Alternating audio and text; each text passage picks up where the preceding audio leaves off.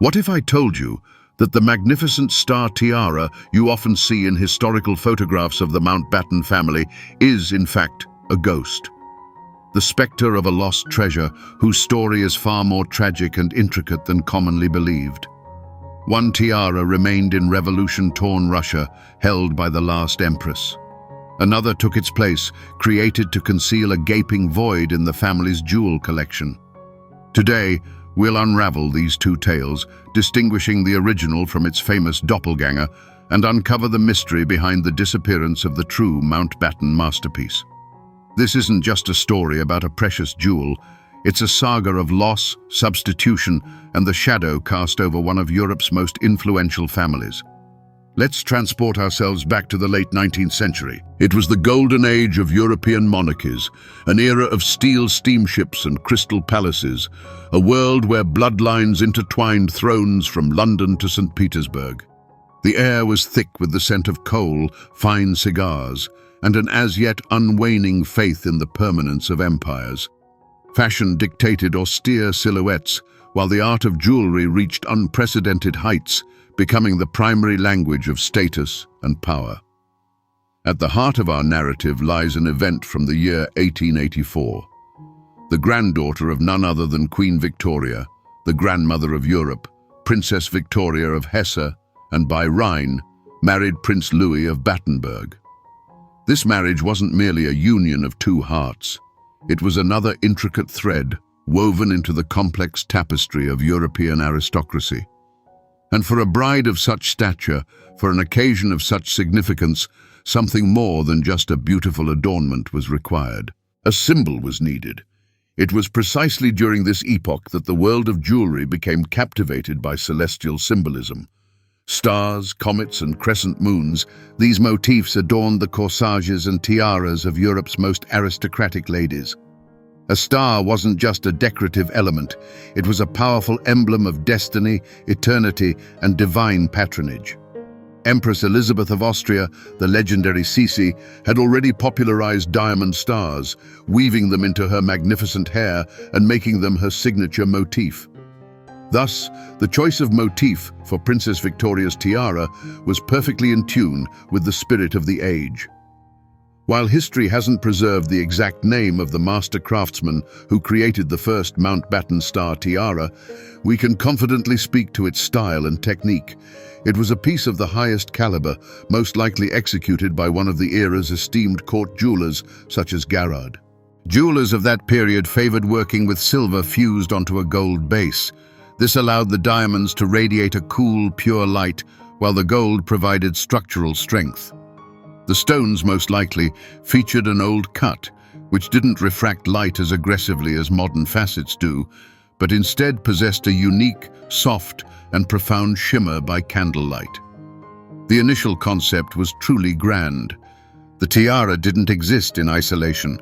It was part of an entire parure, a matching suite of several jewels crafted in a cohesive style. This included brooches, corsage elements, and possibly earrings, all in the form of sparkling diamond stars. The patron, whoever it may have been, Queen Victoria herself or the bride's parents, set a clear objective: to create a treasure worthy of the British Empress's granddaughter, one that would glorify the burgeoning Battenberg family and become their heirloom for centuries to come. No one at the time could have imagined that this ambitious vision would only partially come to fruition.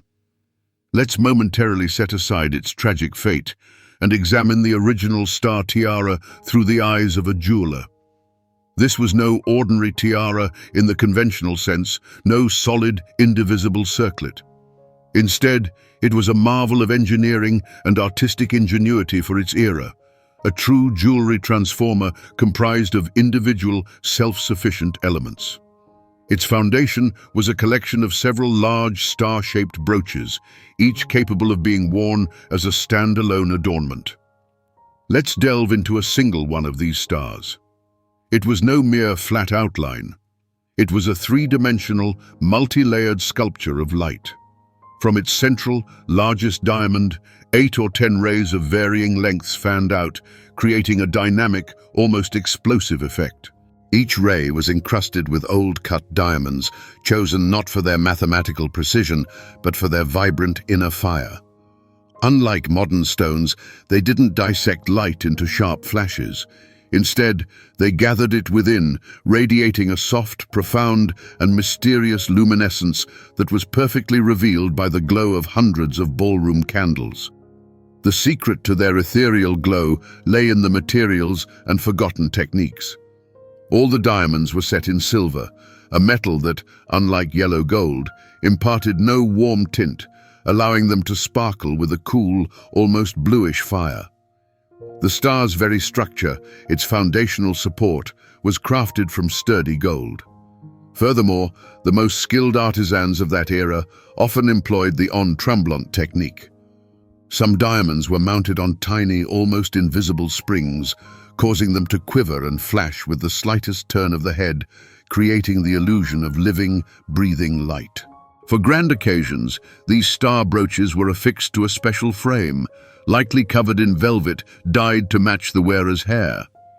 This frame followed the fashion of the time, taking the shape of a Russian kokoshnik, a tall, almost vertical headdress that majestically framed the face. The design was so meticulously conceived that the base itself was virtually invisible. The effect was astounding. It appeared as though the diamond stars weren't fastened to metal, but rather floated in the air above the princess's head, like a veritable celestial crown. But the genius of the design resided in its multifunctionality. Today, it might be a majestic kokoshnik tiara for a court ball. Tomorrow, a single star adorns a velvet gown as a corsage brooch. The day after, several stars are woven into an elaborate coiffure for an evening at the opera.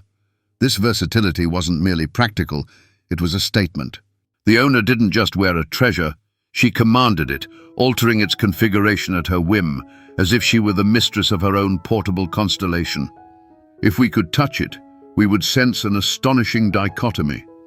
On one hand, the substantial, reassuring weight of gold and diamonds, a tangible reminder of its colossal value, equivalent to the cost of an entire estate. On the other, a visual lightness and airiness, an illusion of weightlessness. This was not a piece of jewelry in the contemporary sense. It was the materialized light of stars, captured and tamed for one singular woman, designed to underscore her almost divine status. The wedding of Princess Victoria of Hesse and Prince Louis of Battenberg on April 30th, 1884, was an event of European significance. The Darmstadt Palace Chapel gathered the crème de la crème of aristocracy, including Queen Victoria herself, who traveled personally to bless her granddaughter. The air was charged with anticipation, for this union didn't merely connect two lives, it formally ushered the Battenberg family into the highest echelons of royal houses. And for such a debut, a dazzling grand finale was required. And so, as the bride stepped toward the altar, the light from hundreds of candles reflected off the constellation crowning her head. It was the Star Tiara's debut. On the young princess, in her pristine white gown, the diamond stars appeared otherworldly. This was more than just an accessory. It was a manifesto announcing the birth of a new dynastic branch whose ambitions soared as high as the stars themselves. We have no crisp image of Princess Victoria wearing this tiara on her wedding day. But fate has granted us an invaluable clue. A famous portrait of her daughter, Princess Alice, taken almost 20 years later in 1903. By studying it, we can with absolute certainty reconstruct the scene of that first triumph. The tall, almost vertical frame created a majestic halo around her face. The stars seemed to float in the air, flashing with every movement, drawing all eyes. The ornament didn't just complement the look, it created it, transforming the bride into a true queen of the night. The reaction was instantaneous and resounding. Whispers rippled through the rows of guests. They discussed the daring design, the incredible quality of the diamonds, and of course, the symbolism.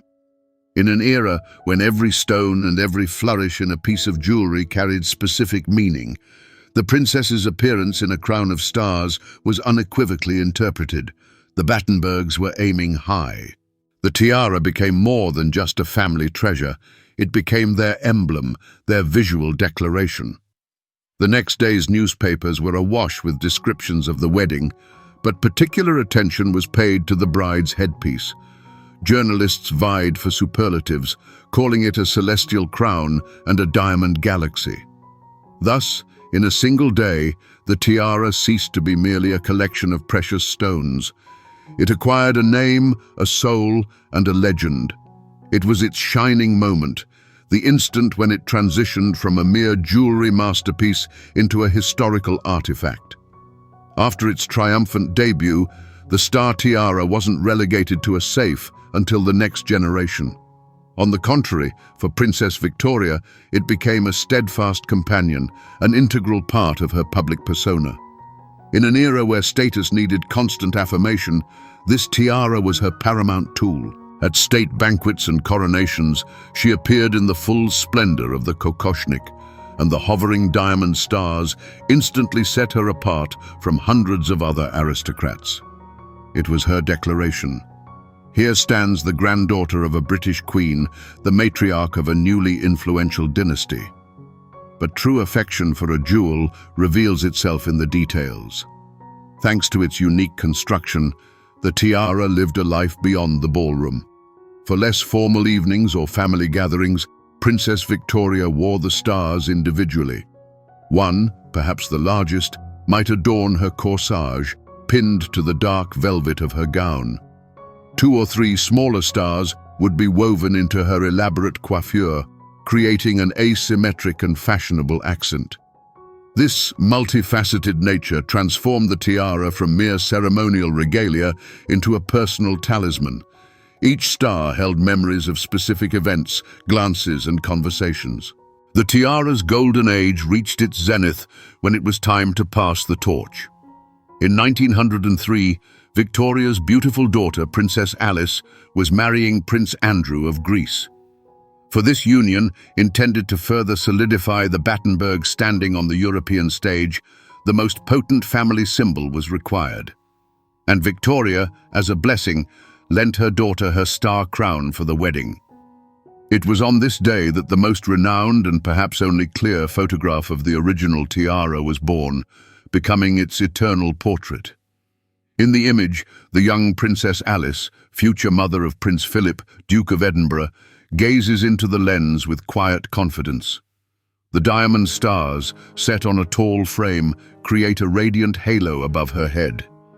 In this moment, the tiara became more than just jewelry. It became a symbol of continuity, a bridge between generations, a silent testament to how Queen Victoria's blood flowed through her descendants into the veins of all the reigning houses of Europe. For Princess Alice, just as for her mother, the tiara became a calling card. It embodied her dual heritage, British through her mother and German through her father, and her new future as a princess of Greece. The jewel was at the peak of its renown, its history impeccable, and its future seemed unclouded. It was a guarantee of stability and the immutable permanence of the old world, a family treasure whose value was measured not in carats, but in dynastic marriages. No one could have predicted that this brilliance was merely the calm before the storm, and that the days of this magnificent constellation were numbered. Behind the dazzling splendor of any golden age, shadows always lurk. The story of the Star Tiara was no exception. Its dark chapter began in the summer of 1914, amidst an atmosphere thick with ominous foreboding. Princess Victoria, now the Marchioness of Milford Haven, traveled with her husband to Russia to visit her beloved sister, Empress Alexandra Feodorovna. It was a visit filled with family warmth, but doomed from the outset. With her, the Marchioness brought her finest jewels, including, of course, the family Star Tiara. It was at that very moment that history veered onto its most cruel path. The first shots of the First World War rang out. Borders began to close, the world crumbled, and a journey transformed into a frantic escape.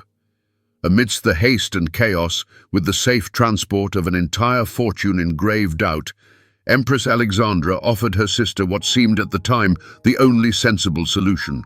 She convinced Victoria to leave her jewels with her in Russia for safekeeping in secure vaults. It was a gesture of sisterly love and concern.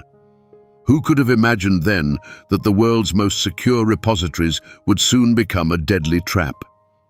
The events that followed are common knowledge to all.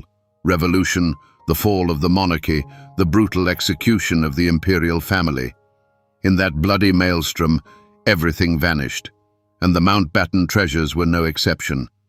Along with the priceless relics of the House of Romanov, they were confiscated by the Bolsheviks. From that moment on, the paper trail of the original Star Tiara ceases forever. There's a beautiful, though sadly unproven, legend that the tiara might have survived and is now secretly held in a private collection. Romantics long to believe the masterpiece escaped destruction, but the historical truth is far more prosaic and brutal. The new Soviet government was desperately in need of hard currency. To them, the imperial jewels were not a historical legacy, but merely a source of funds. Most of the treasures were ruthlessly dismantled, their stones pried from their settings and sold individually at Western auctions, while the precious metal was melted down. With 99% certainty, such was the fate of the Star Tiara. Its stars, which once glittered at balls in London and Darmstadt, were barbarically dismembered, its diamonds scattered across the globe, forever losing their collective story. This was no scandal in the usual sense, with its intrigues and betrayals. This was a tragedy of a different scale, a cultural catastrophe where a magnificent work of art was ground to dust by the millstones of history. The light of this constellation was extinguished forever. Princess Victoria safely returned to England, but her heart remained in Russia. Years passed. The First World War redrew the map of Europe, and ever more terrifying news arrived from Petrograd. First, abdication, then revolution, and finally, a deafening, soul-chilling silence. Every letter, every newspaper clipping became a source, alternately, of hope and despair. But the hope of her sisters' and family's return dwindled day by day, and with it, the hope of ever seeing the family treasures again. The Star Tiara's end of an era wasn't marked by an auctioneer's gavel or a clandestine theft. Its demise was quiet and terrifying, much like the final news from the Ipatiev house. There wasn't one specific day when the family learned of the loss. Instead, there was a slow, agonizing realization that stretched over months. First, rumors circulated about the Bolsheviks selling off the imperial treasures. Then, individual stones began appearing on Western markets, suspiciously similar to those adorning Romanov relics. For Victoria, this was more than a financial report of losses. Each such rumor was another nail in the coffin of her sister, her nieces, and her nephew. The definitive understanding didn't come with an official document, but with the bitter realization of a historical fact. The world into which she was born, a world where an empress's word was more reliable than any bank, had crumbled. The tiara wasn't merely lost, it was obliterated, wiped away along with the very era it symbolized. The emotional blow far outweighed the material one. What was lost wasn't just a jewel, but a tangible thread connecting her to her sister, to a carefree past, to a seemingly immutable order of things. Thus, the Star Tiara receded into shadow. Not the shadow of oblivion, but the shadow of non-existence. It transformed into a phantom, a family legend of a lost paradise. It no longer existed, yet its absence was felt more acutely than the presence of any other jewel in the treasury. It became a gaping void that had to be filled, if only to maintain the illusion of dynastic invincibility in the face of new, frightening times. The void left by the loss needed to be filled. The family, having lost not only a treasure but also their loved ones, desperately needed a symbol of continuity. And salvation emerged from precisely where it was expected, the very heart of the royal family. Princess Victoria's aunt, Princess Louise, Duchess of Argyll, one of Queen Victoria's daughters, made an extraordinary gesture of dynastic solidarity. She offered an alternative, another star tiara, one that could occupy the vacated space. This was no mere copy. It was a reincarnation of the idea, reimagined in an entirely new interpretation. The new tiara was more understated, yet no less majestic. Instead of an entire constellation of numerous stars of varying sizes, its composition featured 5 large, perfectly symmetrical stars, which could be worn on a frame or as individual brooches. Its main distinguishing feature, its new soul, was the prominent pearls set at the center of each diamond star. If the first tiara had been a cold, almost icy flame of pure diamonds, the second radiated a soft, aristocratic glow where the brilliance of the stones was tempered by the pearl's luminous sheen. This new interpretation was profoundly symbolic. The first tiara had been a creation of the old world's serene luxury, a symbol of boundless connections and imperial grandeur. The second tiara rose from the ashes of tragedy. It became a symbol not of omnipotence but of resilience, a symbol of rebirth and the family's unyielding will to endure despite all the storms of the 20th century. Pearls, often associated with tears, here became a sign not of sorrow, but of wisdom and sorrow overcome. Its triumphant return took place not at an auction or an exhibition. It happened precisely where it was meant to be, at a royal wedding. When, in 1946, Patricia Mountbatten, Princess Victoria's granddaughter, walked down the aisle wearing this new star tiara, the world saw more than just a beautiful bride adorned in family jewels. The world saw that the dynasty had endured. Before the eyes of young princesses Elizabeth and Margaret, who served as bridesmaids, the Successor tiara claimed its rightful place, forever sealing the tragic breach in the family's history. At that moment, its value reached its zenith. It transcended being a mere ornament to become a living memorial. Its worth was now measured not only by the weight of its diamonds and pearls, but also by the immeasurable loss it had come to represent. It restored to the Mountbatten family their stellar emblem, proving that even after the darkest night, dawn always breaks. So, where is this treasure, born from the ashes now? Unlike its lost predecessor, its fate is crystal clear. The Successor tiara doesn't rest behind bulletproof glass in a state museum, nor does it await its moment in a bank vault.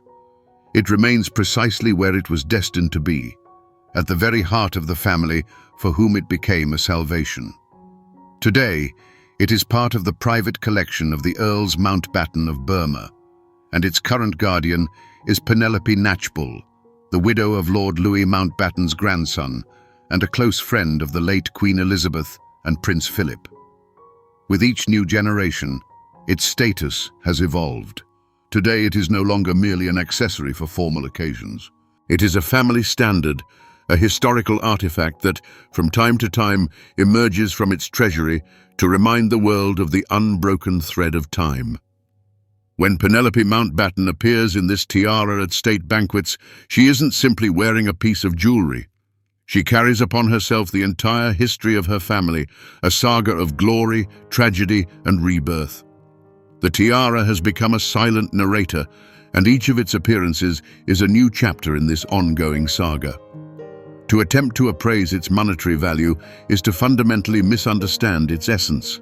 Certainly, 5 substantial diamond stars featuring antique stones and flawless pearls are worth a king's ransom. But that is merely a fraction of its true worth. Its true value is woven from its provenance, a flawless chain of ownership stretching back to Queen Victoria herself.